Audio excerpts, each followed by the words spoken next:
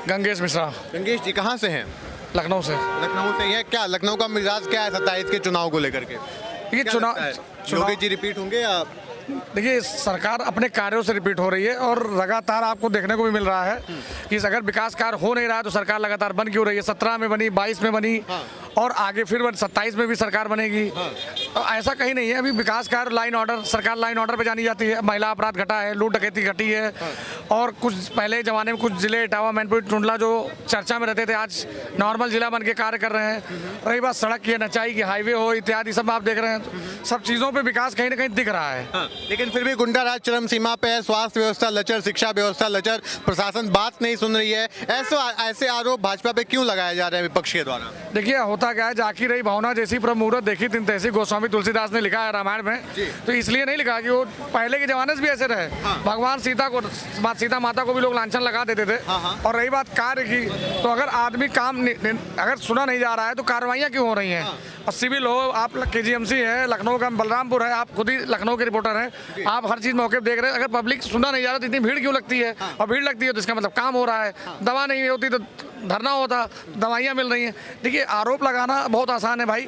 अगर आज डेट में समाज को भी ये चीज़ें समझ में आ रही हैं कि राम मंदिर जैसा मुद्दा को सरकार ने कितने आसानी से निपटा दिया, स्वास्थ्य जैसे मुद्दे को कई, देखिए मेडिकल कॉलेज बन गए प्रदेश में, तो आज की डेटों में सुधार तो देखने को बराबर मिल ही रहा है। सुधार देखने को मिल रहा है, लेकिन फिर भी जो असफल मुख्यमंत्री का टैग है महाजंगल राज बताया जा रहा है, क्योंकि बिहार में जंगल राज की परिभाषा दी जाती थी, पर यूपी के लिए महाजंगल राज जैसा शब्द प्रयोग कर रहे हैं अखिलेश यादव जी, मुख्यमंत्री योगी आदित्यनाथ के लिए। नहीं, आप उनसे ही पूछा जा सकता है कि भाई जब महाजंगल राज तब होता जब लाइन ऑर्डर पे कार्रवाई ना होती। आज महिलाएं रात 12 बजे घूम रही हैं, 2 बजे निकल रही, कहीं कोई अपराध नहीं। और कई जनपद ऐसे जो चर्चा में थे, आज वहाँ सन्नाटा। अपराधी एकदम या तो अपराधी प्रदेश छोड़ दिया या तो बैकुंठ चला गया। तो चीजें बाबा की साफ दिख रही हैं। हाँ, ये है कि कुछ व्यक्ति विशेष, लाइजनर, दलाल टाइप के लोग जो काम करते थे, उनका काम धंधा चौपट हो गया है, तो सरकार पे आरोप लगा रहे हैं, माननीय मुख्यमंत्री जी को बदनाम कर रहे हैं। अच्छा, बदनाम करने की कोशिश की जा रही है। अभी आपने देखा होगा महागठबंधन की मीटिंग हुई, जहाँ पे 23 विपक्षी पार्टियां एक साथ नजर आईं, जहाँ पे अलग अलग बयानात सामने आते थे उन लोगों के, वहाँ एक ही मंच पे वो 23 पार्टियां सामने आ रही हैं। अखिलेश यादव जी के साथ राहुल गांधी नजर आ रहे हैं, राहुल गांधी जी के साथ ममता बनर्जी नजर आ रही हैं, सीट शेयरिंग पे भी बात हो रही है। क्या कहेंगे? देखिए, ये राजनीति में कुछ भी संभव है। ऐसा नहीं है। गठबंधन तो विगत कई वर्षों से चला आ रहा है। जब पंडित जवाहरलाल नेहरू भी प्रधानमंत्री थे तब भी गठबंधन होता था, आज भी गठबंधन है। अब ये देखना है किस गठबंधन से जनता को क्या लाभ है, जनता किसको चुनती है, ये महत्वपूर्ण है। हम किसके साथ, ये महत्वपूर्ण नहीं। जनता को जिसका विकास कार्य समझ में आएगा, जनता उसी को वोट करती रही है और उसका कहीं ना कहीं अनुपात आज आप देखने को मिल रहा है। अच्छा, आपने कहा कि गठबंधन काफी समय से चला आ रहा है, जवाहरलाल नेहरू जी के समय से है, तो कांग्रेस जो एक समय में पूरे देश पर राज किए, सत्ता में रही है, आज किसी भी राज्य में जो राज्य स्तरीय पार्टियां हैं वो उसको बड़ा भाई के तौर पे क्यों नहीं सामने लाना चाह रही हैं? क्यों उसे बैक फुट पे रख के खेलने की कोशिश कर रही हैं? चाहे हम यूपी में अखिलेश यादव जी की बात करें, वो भी 70 से 75 सीटों में या ज़्यादा 80 सीटों में सिमटाना चाह रहे हैं। देखिए, आज अगर 60 साल कांग्रेस ने काम किया तो कांग्रेस के विकास कार्यों को जनता को समझना चाहिए। भाई, जनता उनको नकार रही थी, इसका मतलब कहीं ना कहीं जनता उनसे असंतुष्ट थी। और रही बात समस्त क्षेत्रीय दल हमेशा ये सोचेगा कि हम प्रदेश का विकास, भी वापस सीधी बात है, लोकल नेता होगा वो ज्यादा सुनेगा कि देश का बड़ा नेता सुने। भाई, अपनी समस्या हम अपने पड़ोसी को बताएंगे कि जाएंगे लखनऊ बताने? बात को समझिए, आप पहले अपने पड़ोसी को मजबूत करेंगे। तो हर आदमी सोचता है कि हमारा विधायक कैसा है। अब चीजें देखिए बदल रही, पहले पार्टी वोट था, अब व्यक्ति विशेष वोट है। आप कितना योग्यता है, कितने पढ़े लिखे हैं, किस समुदाय से आते हैं, कई चीजें अब देखी जाती लगी। अब चीजें मानक ये नहीं है कि किस दल के आपको 2 लाख वोट बंधा हुआ है। अब आपके काम को भी प्रशिक्षण किया जाता है, आप योग्य हैं कि नहीं, आप कहाँ से बिलोंग करते हैं, आप कितना पब्लिक में रहते हैं, कितना कार्यक्रम में सम्मिलित होते हैं, ये सब चीजें महत्वपूर्ण है। समाजवादी पार्टी को कांग्रेस जैसे पार्टी की बैसाखी की जरूरत क्यों पड़ी, अगर उन्होंने इतना ही बेहतर काम किया है, इतनी बेहतर रीजनल पार्टी है प्रदेश के लिए? तो इससे साफ सिद्ध हो रहा है ना भैया कि उनके अपने आप पे कॉन्फिडेंस ही नहीं है। उनके नेता उनके साथ नहीं है। कई विधायक साथ छोड़ के चले आए भाजपा में, तो उनको ये भी डर लग रहा है कि ऐसा TMC वाला हाल ना हो जाए।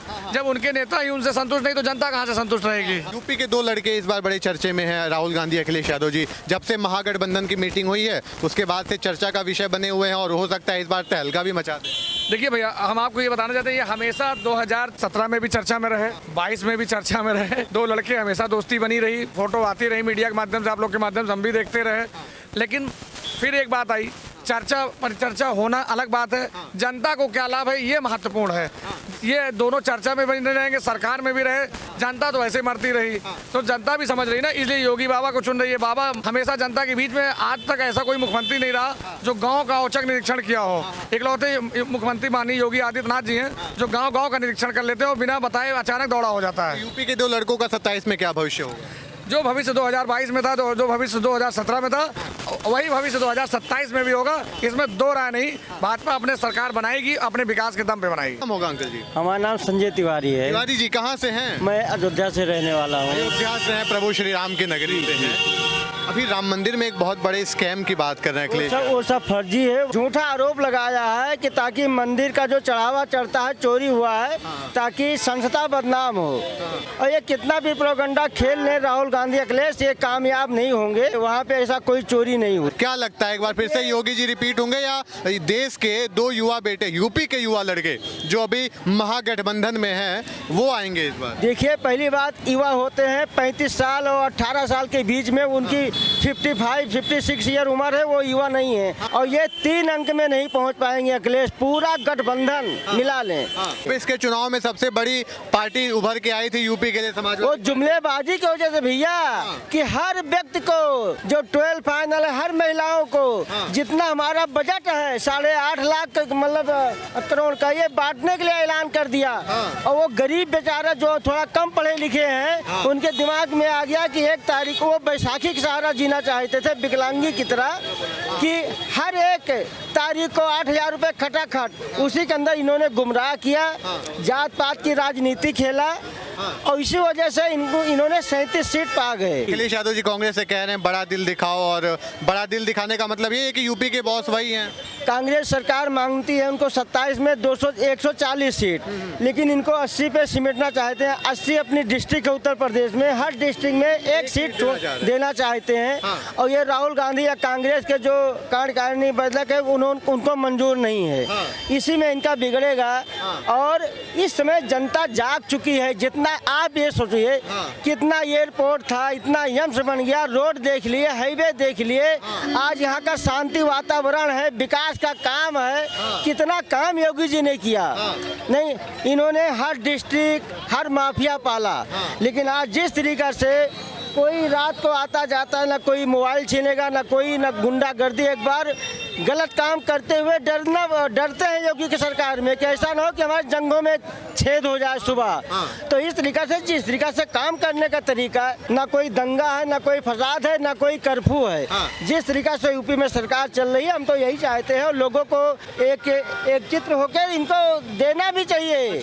अगर 27 में योगी बाबा आ गए तो ये जो छोटे मोटे मेढक, बरसाती मेढक जुलाई में जो निकलना चाहते हैं मिट्टी से, ये सब दबे के दबे ही रह जाएंगे। अच्छा ये बताइए, ईबीसी और दलित की बात कांग्रेस कर रही है, राहुल गांधी कर रहे हैं। पीडीए और एमओआई की बात अखिलेश यादव जी कर रहे हैं, और आरोप भाजपा पे लगा रहे हैं कि जातिवाद भाजपा कर रही है। कांग्रेस ब्राह्मणों की पार्टी मानी जाती थी।